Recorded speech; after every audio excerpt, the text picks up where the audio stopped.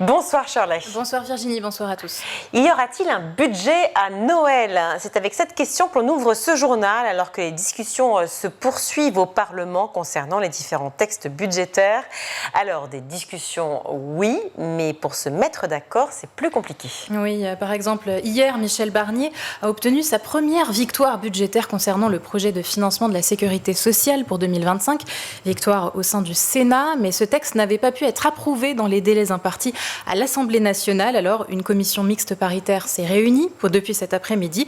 Pour rappel, une telle commission est composée de 7 députés et 7 sénateurs représentatifs des différents bords politiques. Son but à cette commission, trouver un compromis sur un texte commun. Or, les députés macronistes risquent de compromettre cet objectif. Gabriel Attal et son groupe souhaitent en effet que Michel Barnier renonce à la hausse des cotisations patronales, autrement dit une réduction des allègements de charges. Dans ce cas, le texte repartirait à l'Assemblée nationale, un scénario qui renforcerait la défiance vis-à-vis du gouvernement Barnier. D'autant plus que, effectivement, Michel Barnier pourrait activer son premier 49.3. Assurément, même selon le Premier ministre, assurément, il utilisera le 49.3 pour faire passer ses budgets.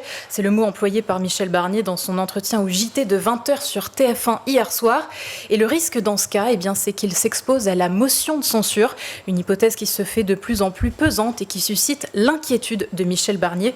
Il déclarait hier, s'il y a une alliance entre les voix de M. Mélenchon de l'extrême gauche et les voix de Mme Le Pen du RN, auxquelles se joindraient le PS, le Parti communiste, les Verts, je tombe, le gouvernement s'arrête, il n'y a plus de budget, il y aura une tempête probablement assez grave et des turbulences graves sur les marchés financiers. Alors que se passerait-il si le gouvernement est renversé et s'il n'y a pas de budget avant la fin de l'année, Shirley? Alors, selon la constitutionnaliste Anne-Charlène Bézina, interviewée par le Nouvel Obs, ce scénario a déjà eu lieu 2 fois sous la Ve République. On a adopté le budget en dehors des délais constitutionnels le 25 février 1962 et le 17 janvier 1980. Mais la grosse différence, c'est qu'il n'y avait pas la même incertitude qu'aujourd'hui et le gouvernement n'était pas renversé.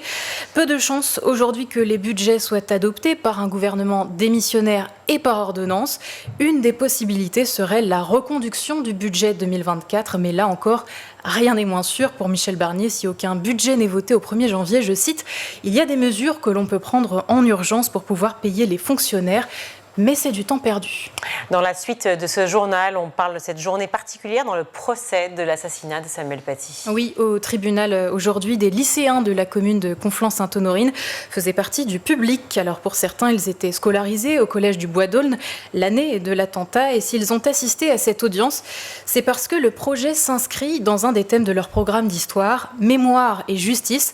Leurs impressions à la veille du jour J ont été recueillies par Sonia Princesse sur France Inter.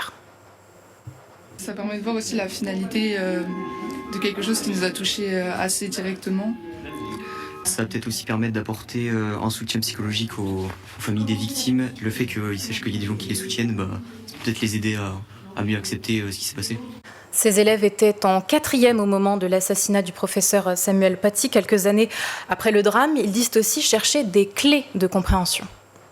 À cet âge-là, on ne comprend pas forcément tout ce qui se passe. On voit nos professeurs bouleversés par ce qui se passe à côté de chez nous. Et maintenant, avec du recul, on est en terminale, on comprend, on voit quels sont les acteurs et on attend de voir le jugement final, quoi. Et la fin de ce procès qui se déroule en ce moment à la Cour d'assises de Paris est prévue pour le 20 décembre prochain. De la justice, on passe au transport. Les violences sexistes et sexuelles étaient en hausse en 2023. 4091 atteintes signalées ou remontées cette année-là. C'est ce qu'a révélé hier le dernier recensement du ministère des Transports. Plus 15% par rapport à 2022. Alors qu'est-ce qui explique cette hausse? Pour les auteurs de l'étude, c'est l'augmentation des campagnes de sensibilisation aux violences sexistes et sexuelles. La sociologue spécialiste des violences de genre Christelle Hamel va dans ce sens. Pour elle, plus de signalements, oui, mais pas forcément plus d'agressions. On l'écoute au micro d'Anaïs Godard sur France Culture. Ce qui est massif, c'est le dépôt de plainte, c'est pas l'augmentation de ces violences en elles-mêmes. Le nombre de victimes est relativement stable. Par contre, le nombre de personnes qui les signalent au service de la police est en très très nette augmentation. De campagnes de sensibilisation en procès ou faits divers qui indignent beaucoup, on est arrivé à un stade où les femmes disent ça suffit. Ça suffit se traduit par ces signalements. Plus de campagnes de prévention, plus de dispositifs aussi pour recueillir la parole des victimes, souligne le ministère des Transports pour expliquer l'augmentation des chiffres. À noter qu'une très large majorité des violences sexistes et sexuelles sont commises envers les femmes et que plus de la moitié des cas recensés ont lieu dans l'aire urbaine de Paris. On parlait de violences sexistes et sexuelles. Pour les prévenir, justement, il faut en parler aux jeunes. Du moins, c'est ce que pense le ministère de l'Éducation nationale, qui planche sur un programme d'éducation à la sexualité depuis près d'1 an et demi. Alors, avant même d'avoir été présenté, eh bien, ce plan fait polémique. La notion de consentement, le harcèlement, la sexualité et les réseaux sociaux, voilà les grands thèmes abordés dans ce programme destiné aux élèves allant de la primaire au secondaire. Mais tous les parents ne sont pas d'accord pour que l'on parle de ces sujets à leurs enfants, notamment dans les plus petites classes. Séverine Dumini, coordinatrice des parents vigilants, collectif lancé à l'appel d'Éric Zemmour, s'en fait la porte-parole de ces parents mécontents. Elle était au micro d'RTL. On observe beaucoup de mentions qui relèvent de pensée woke. Donc on a toute une série comme ça de règles, un programme détaillé où on peut voir l'influence de mouvements féministes que nous dénonçons. Ça n'a rien à faire dans l'école. Je pense que les enfants ont autre chose à faire à l'école que de passer du temps sur ces choses-là. Par ailleurs, le syndicat de la famille, anciennement connu sous le nom de Manif pour tous, a lancé une pétition contre ce programme. Sa présidente a dénoncé un lavage de cerveau idéologique dès l'âge de 3 ans sur le plateau de CNews dimanche dernier.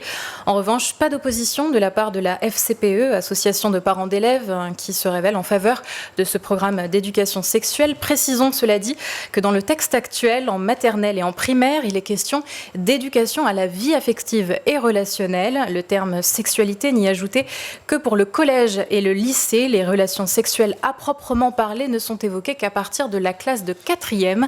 Présentation officielle du programme finalisé par l'Éducation nationale dans les prochaines semaines.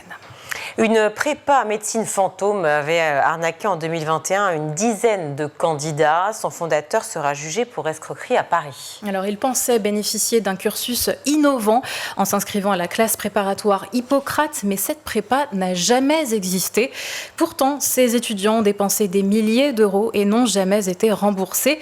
Tout ce qu'ils attendent aujourd'hui, c'est que justice leur soit rendue, car ils se sont fait flouer par un de leurs pairs, un jeune étudiant lyonnais de 25 ans ayant abandonné ses études de médecine, un prénommé Samy N, qui a déjà été condamné à Lyon en 2021 à une interdiction de gérer pour pratique commerciale trompeuse dans une précédente affaire.